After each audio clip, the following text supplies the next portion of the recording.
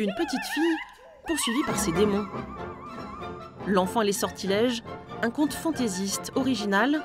La nouvelle création des ballets de Monte-Carlo emporte le public dans un spectacle féerique.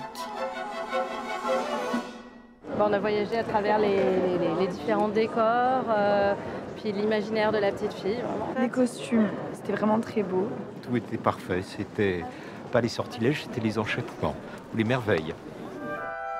L'enfant est fâché avec les mathématiques, se dispute avec sa mère. Capricieuse, elle change d'humeur, devient colérique. La jeune danseuse incarne le rôle principal, son personnage va évoluer tout au long du spectacle. C'est une enfant méchante, diabolique, espiègle. Elle est dans la provocation. Elle va créer un grand désordre et évidemment, tout va rentrer dans l'ordre.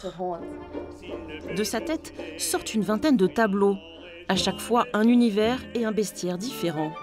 Des chauves-souris dotés d'ailes immenses, des chats aussi turbulents que sensuels, des grenouilles géantes et des théières qui dansent comme dans un cabaret. La chorégraphie est au service de l'imagination illimitée de l'enfant. Jean-Christophe Maillot, longtemps applaudi pour la première, signe ici un ballet époustouflant.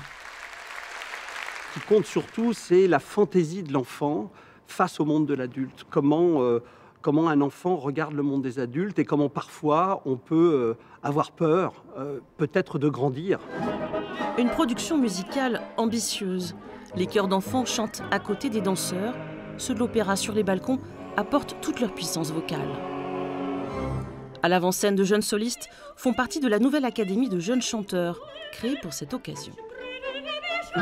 C'était une idée de Cecilia Bartoli, je dois dire une idée géniale parce que c'est une occasion, une opportunité exceptionnelle pour les jeunes chanteurs qui souhaitent se spécialiser dans un répertoire spécifique.